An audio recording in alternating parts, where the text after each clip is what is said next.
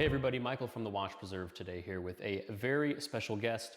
Today we get to appreciate the intersection between motorsports and the world of watches. I have with me Mr. Forest Barber, who is a 5-time world champion at offshore motorboat racing and an accomplished motorsport driver and the winner of the 2004 24 Hours of Daytona.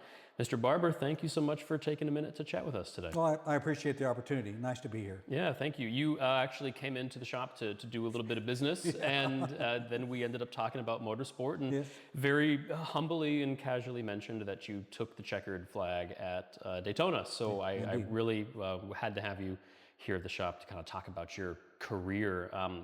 You know, a lot of people may recognize your name from the 24 Hours of Daytona and racing in the Daytona Prototype Series and stuff like that. But your racing career goes back much further than that, right? Is it true that you started with motorbikes? Yes, with motorcycles back in the, I guess, the late 70s. And I did some enduros and a little bit of motocross and managed to have a really big injury that took me off of motorcycles. Oof. And but at the time, at that injury, I owned a Ferrari street car, and I had just before that, I'd actually traded it for a race-prepared version run out of Reese Automotive in Houston. And there's Ferrari challenge teams, you know, for all these dealers.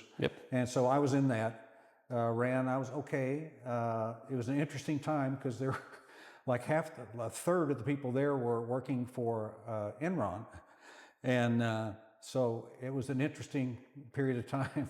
Some of those guys would destroy a car one day and have a fresh one the next. I mean, seriously, they wound up outlawing that. But anyway, I met the coach of the Ferrari Challenge Series, talked with him, and he said, well, you've got a little bit of talent. Maybe you want to try something more professional. And so that got me from that going into the Grand Am Cup Series, which is run by NASCAR at the time. And those are for sedans and lower capacity cars. So we had a BMW M3 that we ran with a race engineer and team that Terry teamed me up with, named Jim Bell in Florida. Really a world-class engineer. We were really successful in that car. We did not win a championship in it. We found it being badly crashed towards the end of it. But by the end of it, I'd already bought the Daytona prototype and was running that too. So it was a lot of fun, and went through the prototypes. I ran it for, I guess, 4 years total. 2003, we barely made the start and the engine failed almost immediately. 2004, I think we were on pole. I don't remember, honestly. But that was a long race with a lot of attrition, incredible downpour that flooded the whole track and stopped the race for hours. And at the end of it, and our car was hurt from the very beginning. We had a driver go off and fill the radiator, which it makes it overheat. So the rest of the race, it was just nursing the temperature gauge on both the oil temperature and the water. And the person that really brought it home for us was a gentleman named Andy Pilgrim. He's a very calculating and he's not a very emotional racer. So he watches everything that's going on and let's just stay within the limits. And that's how we finished. They brought it in, I think 2 laps from the end, and I finally got in the car. That's the whole time I had in the car at that race. And I didn't want to get in it because I was afraid I'd make a mistake and something terrible would happen. But anyway, I got in it and went to take off. And just as I left the pit, one of the guys threw a pail of water on the front of the car to cool the engine down, which immediately stopped all visibility. So I was just driving by memory to get around out in the pit lane, which is really narrow. But anyway, we wound up finishing and winning the race. And Jim, I mean, there's people who've raced that race 30 years and never won it. And that was my second time there. I'm always been very lucky.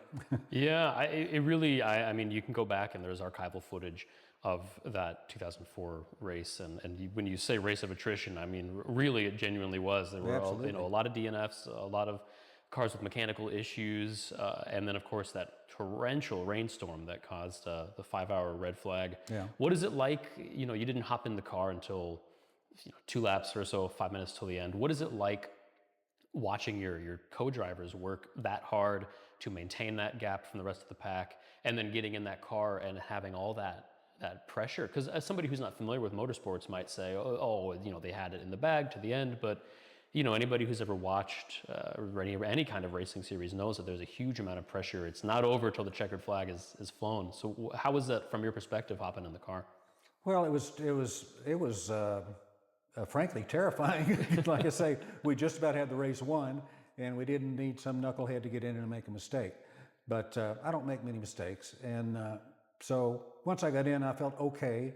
I couldn't see for a little bit, but then did my laps and brought it into the winner's circle. Yeah, it's fantastic. Yeah, I mean, I was throughout that race watching everybody doing what they were doing. There was a well run team, and Terry and Christian Fittipaldi and Andy were all superlative drivers. So the car was in the best hands it could have been, and under those kind of really difficult conditions. Yeah, and you had a really good relationship with Andy and with Terry. And Yeah, all of I've us, stayed in touch with them. Andy raced with us off and on whenever we needed a third driver during our 03 season. And so, yeah, and Terry, I used to speak to him about every week. Now it's about every month, but he's really busy, and he does a ministry within IMSA as well as coaching. Okay. He's a really good guy. Nice. So what was it like, coming from kind of the lower series and then, your first time going out and driving those prototype cars? I mean, that's a pretty big jump in horsepower. Handling's very different. Pretty big. Within the lower series, I had driven a BMW that was high powered. I mean, it had a big V8 in it. It was quite fast, but it had no downforce compared to our prototype. Sure. But the difference was, I was working hard at it. I was racing both classes and really getting coached a bunch. So, and I had a little talent to start with. And I got used to the prototype pretty quickly. Yeah. I mean, I did. It makes a lot of downforce. Getting used to the G-forces is kind of hard to understand. Yeah. For me, until you just about fall off the track. But so it took a while to get up to that, because I am careful. I don't like making mistakes, so it takes me a while to get up to top speed. So typically my fastest lap is usually the last lap of any race. Yeah. Was it a little bit easier to drive in a way because you know that the car's sticking to the track? Well, I mean, not really. I mean, the truth is each vehicle you drive to its maximum, capability. So the prototype was made had lots of grip, big wide slicks, and but when you're going like 130 miles an hour through a turn that you might be able to go through 75 miles an hour in the BMW, it's still, you're tightening up, but you listen to the car and what it's telling you. Yeah, of course. Is apart from obviously the crazy Daytona win, was there any other race in your career that stands out as being either the most challenging, that you maybe had a podium finish or up in the points, or any particular famous or your favorite drive? Yeah, one in particular at Watkins Glen. Usually Terry qualified the car, and at Watkins Glen we decided I was going to do it, and I qualified second amongst a group of real professional drivers, and I always had this. There was, within that sport in those days, there was usually a gentleman driver and a pro. The pro's this fast, and the gentleman's trying not to break things. And in this case, I qualified second. And then as I walked by, Kevin Doran, he built my car, and he's a multi-time Daytona winner. But I walked by, and he slapped me on the back, and he said, "Well, way to go, racer." And that meant a lot to me. Yeah, it really did. I get emotional when I think about it. Yeah, that kind of approval is something I really was looking for. I can imagine. I mean, I don't so much follow the motorsport world apart from Formula One and IndyCar, but I know even in that space there's sort of a way that people look at paid drivers or gentleman drivers, I guess, and I can imagine that maybe feeling like a little bit of an outsider at first, that getting approval from the rest of your team, and that can mean a lot. No, I mean, it was huge. Yeah, big deal. Yeah. Do you have a favorite racetrack to drive? Mont Tremblant in Canada. Okay. Yeah, it's north of Montreal. It's it's built in a ski area, really, and it's has lots of elevation changes and beautiful long curves and some complex areas too. But I love driving there. Yeah. I've driven at Coda a few times too. Oh yeah, great track. And great track, complicated track. Yeah. Do you ever drive the open wheel cars? I did. Well, actually, I forgot about that. I ran Formula Mazdas and then Pro Mazdas, which are both open wheel cars, and the Pro Mazdas are pretty quick. But I'd never ran them any kind of professional series. I did a couple of SCCA races in them at Texas Motor Speedway, and then ran around at Motorsport Ranch a bunch. But I do find that I do better if I have fenders protecting my front wheels. Maybe a bit more of an aggressive style. Yeah, maybe so, or just not that great in an open wheel car. But yeah, I do prefer the fendered cars, really. Sure. I've driven a couple of Formula One cars in my later days, and those were a thrill, but there was nobody else on track, thank heavens. But it was an extraordinary experience. I bet. So talk to me a little bit about the offshore motorboat racing. Well, that was an outgrowth of me saying if I'm going to do this, I need to be safer and bigger. And so I decided to, while I was running the boats up at Texoma, I met a gentleman who was actually racing within the offshore series. And he asked me if I wanted to drive, and I said, sure, do it. And I went and did that. It was okay. And then I thought, well, I want something faster that I really owned. So I got a 40-foot skater catamaran. Okay. And found a throttle man in Florida who I liked, named Charlie Hames. And we raced that boat for a year and a half, I guess, maybe 2 years. But we were always chasing this other boat in modified class, run by a gentleman named Patrick Patel was his name, the owner and driver. But John Tomlinson was a throttle man. And John Tomlinson is probably the most accomplished throttle man in the world, and bravest guy I ever met. But he and Pat were in that boat, and Johnny was not going to be beaten by anybody. And I think we finally, and he's not talkative, and particularly if you're a competitor, but I think we finally beat him. And but he didn't talk much then either. But it turned out that after we both had a race, Charlie and I had a big accident in my 40-foot boat, and didn't need to happen. And for the next race, Charlie wasn't available, and it turned out that Johnny was available for the next race. So Johnny and I, Thomas and I, he was the throttle man, I drove, and we took the boat to, I think we took it to the Bahamas for that race, and we won the race. And Johnny is such a calm person and so skilled and brave. When you're in an offshore boat, it's a team. Yeah. And truly, you have each other's lives in your hands. And you got to be able to depend on that person or him on you. And I kind of got past that with my other throttle man. But Johnny instills such confidence in you. It's just amazing. But we raced together for another 3 years. I built a 46-foot skater, and we raced that in open class and what they called superboat class. And it was a challenging couple of years because those classes in those days were pretty well, the technology was limited by how much you wanted to spend. Mm-hmm. So it was real attrition over time. But those guys that were in that class were all wealthy, but we were real competitive, and we wound up eventually we won a number of superboat championships. Sure. And we won modified class several times. But then we finally won the world championship in open class, which is the most competitive class within the APPA at that time. And ironically, we won because of a failure on the other boat's outdrive that we had been sued over by having that same component. Really? So yeah, it was not sweet revenge, but it was sweet to finally win the championship. Yeah. And but it was good. We were quick always, and so it was Matt Alcone and Jerry Gilbreth. They were great driver and throttle man. But that was that. Finally, we won that, and it was kind of like, well, that's about all there is to do in boats. So then I wandered towards cars and kept going. Do you think that your experience driving something that's so wild and visceral as a speedboat like that, did that sort of change the way that you approached racing cars? Well, no, not really. I mean, what you need to do in a big boat, or if it's in a car, is be able to flow speed and keep momentum. Yeah. And boats in particular, if you turn them too hard, they will just scrub off speed. Yeah. And so that was something I'd learned to do in offshore racing that kind of transmitted itself into auto racing. Sure. And also running the smaller cars with Terry, those cars, like the BMW, those are really dependent upon momentum as well.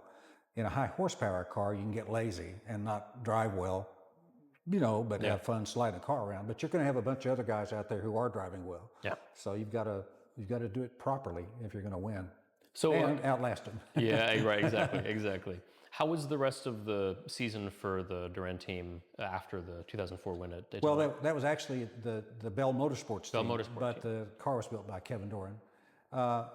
It was not very good. I mean, but I have to say that about that time, there was some enthusiasm on the team that was running out, and there were a bunch of teams down that had all pro drivers. Mm-hmm. So I think we just actually ran 8 races out of that last season, and had a couple of big issues with collisions and tremendous damage on the car, and it just got untenable. Yeah.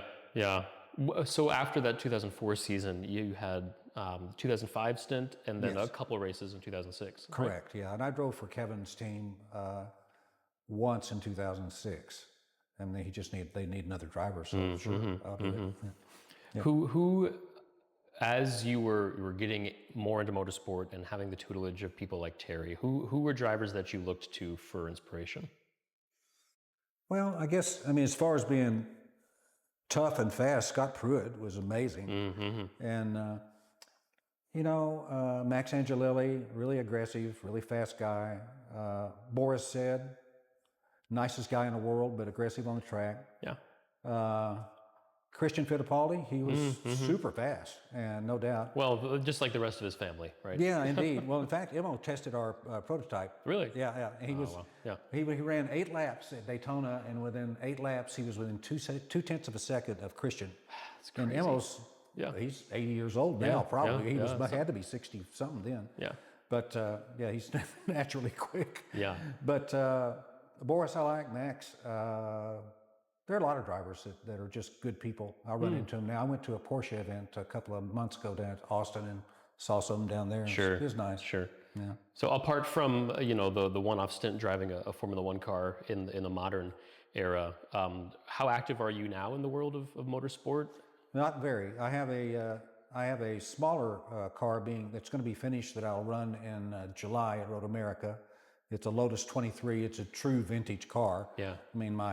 My prototype is vintage because it's so old, but this is actually from 1965, and it's a little lightweight car with good power and no downforce, and it's going to be a lot of fun to drive. Yeah. I just actually heard it first run last week. Okay. And the engine sounds good.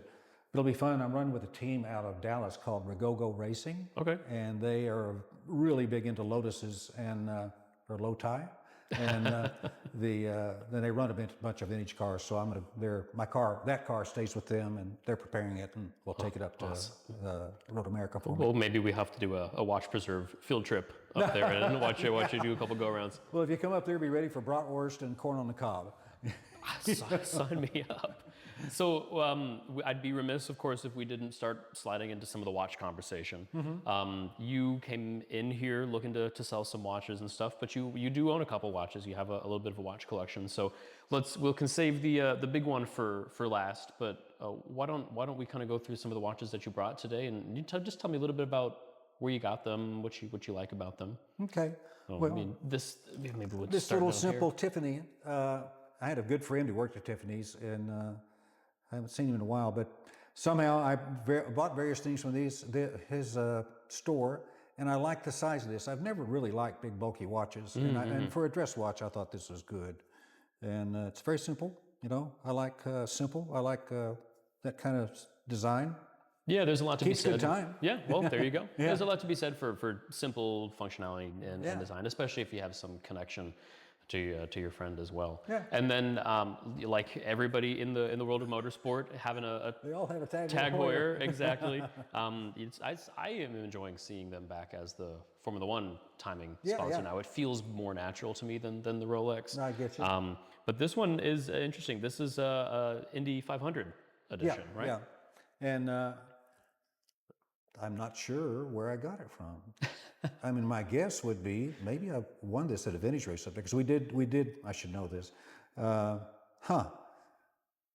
We can think about it a little bit. I can't explain where that came from. A mysterious Indy 500 TAG Heuer. How often were watches given? I mean, obviously we know the Daytona and stuff like that, but how often were other watches awarded as prizes? Not frequently, honestly, but at a race like Indy or certainly Daytona, Sure. that makes sense to do that. Yeah, of course. And then you also brought in another Rolex, not the Daytona, but a Batman GMT. This is one of the all-time modern classics of Rolex. When did you pick this one up? At Bachendorf's. Oh, Yeah. there you go. Yeah. I've had it about 2.5 years, I guess. Okay, nice. And is that probably the one that you wear the most often, or? It would be, yes, but I just rarely wear a watch. Yeah. Yeah. I mean, shoot. Save them for I special wear watches occasions. all the time. Everybody should wear lots of watches. Yes, come be like Forrest and buy all your watches from the watch preserve. But there. I do like it very much, and I put the leather band on it because as I say, I like to dress it down just a little bit. So. Yeah, of course. Now you would never ever wear a watch in the car, right? No, I wouldn't. Yeah, that seems like a recipe for maybe some disaster. Yeah. I know some historic racers. I think people say that maybe Senna later on was wearing a watch, but I never see that from any driver. No, I don't see it either. They're immediately putting the watch on as they get out of the car. Of course, for the press. Yep. It's funny when you mention wearing a watch. I watching something the other day, a NASCAR documentary, and this guy had a hole cut in his visor for a cigarette. And I think I remember somebody had a cigarette lighter in their car they actually used, but yeah. Yeah, talk about a sign of the times. Yeah. I mean that's kind of like why I like TAG Heuer being back in motorsport, because when I think of Heuer, I think of like James Hunt, Bad Boys, 1970s, all cigarette and prophylactic ads on the cars. Yeah. It's certainly a different time in racing. Indeed. Do you think having the perspective that you have in the world of motorsport, do you think a lot of critiques now, a lot of people that have been watching racing for a long time say that the racers feel bland now, and there's not as much of an edge or personality as maybe they had in the 70s and the 80s. Do you have a take on that? Well, they certainly don't. They don't seem to have as much personality as they did back in the 70s and 80s. I guess they're so constrained by sponsors, for one thing. I mean, if they say the wrong word, it could be a real problem. But it does, as far as the competition side of it, this has been one of the better years at the start, but now it's beginning to just settle down into McLaren. McLaren, yes. Yeah. And actually this last race was pretty good. There was lots of passing between the two McLarens. Yes. But not much else happening. Yeah, overall. well, McLaren's doing well in IndyCar too, across the board. I mean, those power units are really, really a contender this season.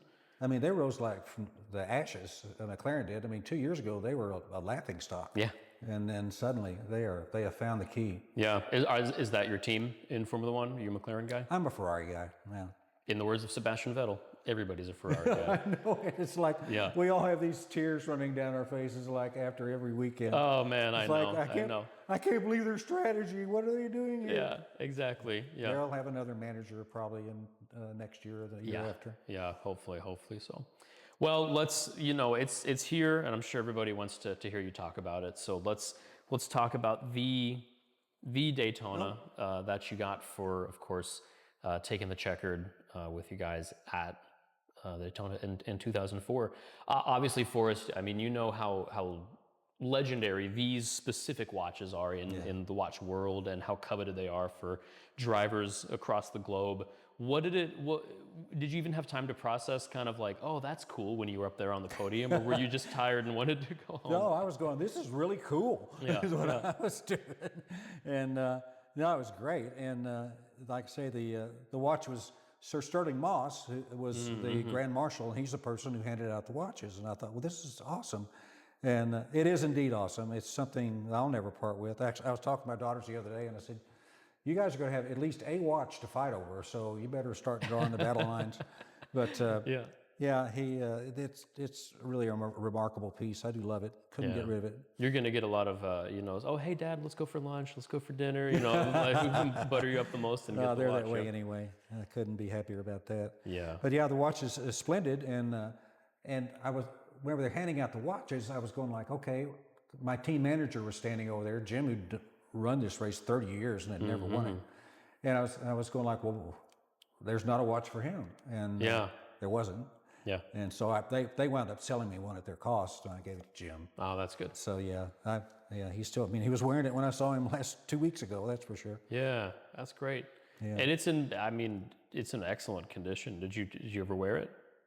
Just a couple of times. I mean, I'm so cautious about the bracelet. Sure. And I had a weird thing happen when I was a kid. I was at a slot car track, and they had like a 24-volt drag strip. And I was wearing a watch with a metal clasp on it, and set my hand down across those rails, and it burned the hell out of my arm, out of my wrist. Yeah. Yeah, so ever since I've thought, this has a metal clasp, so I better be careful. Besides scratching a clasp on such a beautiful piece as this. Yeah, for sure. It's beautiful, and we showed it to Nick a little while ago, who was drooling over it. Break out the mop. We need one. I know, right? Well, before we started rolling, you were telling us the tragic story about another Daytona that vanished, right? Yeah, well, that's about as special a Daytona as there is, I guess. But it was a Paul Newman from, I think, 69 or 70. But it was, I wore it. I went to Three Rivers, Trois Rivières in Canada, which is famous for having things stolen out of the pits. But in this case, I had left it in my room, and when I went to pack up hurriedly to catch a plane, it wasn't there, or I didn't realize it was gone. I had an adopt kit that was in the refrigerator, in fact. And when I left, I packed it all up, grabbed it, and got home and realized it was gone about 2 days later. Wow. Called the hotel, of course. Insurance paid for it, but not the full value. Yeah. But that was a shame to lose that watch. Was that one that you went and purchased personally for yourself? Yes, Yeah. Man, that's such a bummer. And then there was a replacement that. Well, yes, the fellow I purchased the first one from said he could find me one, and I said okay, and he did find it. It looked fine to me. Yeah. And then probably 20 years later, I thought, I don't really need this. So I offered it to a watch buyer, and they inspected it and said, well, this is put together out of a lot of disparate parts. And so the value was, astronomically reduced. Yeah. So anyway, I had that watch, and I wound up selling it to a friend. Yeah. So, What was it about did you just go for that watch because it was kind of a racer's watch, or did you like the association with Newman? Paul Newman watch. Yeah. Paul Newman Daytona. There you go. And it happened to be there, and at the moment it seemed I figured it'd be a reasonable investment, and it would have if I had lost it. Yeah. Did you ever meet Paul Newman? Yeah, at Daytona. It's not uncommon to see him at a little Italian deli there. And he was he didn't look for attention, and nobody mobbed him there, so they kind of knew him. Yeah. But I was in line behind him, and I said, hello, Mr. Newman, how you doing? And good to see you here. And he asked me what I was driving. And just a very humble guy, And he's a guy I always have admired him because they started the Newman's own business. Their profits went to charity. They also support a big youth camp in Florida also. Okay. So, he did a lot of good things, besides being apparently a nice guy. Well, hey, Forrest, thank you so much for taking a couple minutes to sit down and chat about your career, about some watches, and sharing some stories with me. I really appreciate it. I'm sure people are going to love to tune into this and listen to everything that you have to say. Well, thank you so much. It's been a real pleasure. Thanks, Michael. Thank you, Forrest. Thank you.